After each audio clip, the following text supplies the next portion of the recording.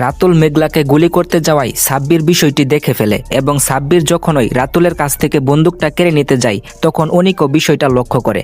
Guys, তবে কি এবার অনিক এবং সাব্বির মিলে রাতুলকে পুলিশের হাতে ধরিয়ে দিবে?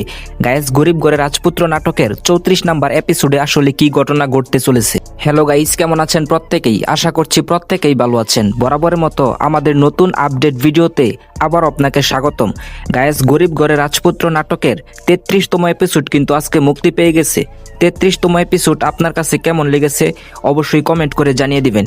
গায়েস, গরিব ঘরে রাজপুত্র নাটকটি বর্তমানে কারোহিম ইউটিউব চ্যানেলের একটি জনপ্রিয় ধারাবাহিক নাটক। ব্যাপক ধামাকা এবং টুইস্টের সাথে চলতেছে নাটকটির প্রতিটি পর্ব।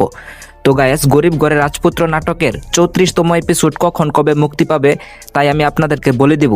তার আগে আমাদের চ্যানেলে যারা নতুন দর্শক রয়েছেন তারা অবশ্যই ভিডিওটিতে একটি লাইক দিয়ে চ্যানেলটি সাবস্ক্রাইব করে দিবেন। গায়েস, গরিব ঘরে রাজপুত্র নাটকের 34তম এপিসোড মুক্তি পাবে আসছে আগামী 20শে জুন শনিবার ঠিক দুপুর 12টার সময় শুধুমাত্র কারোহিম ইউটিউব চ্যানেলে।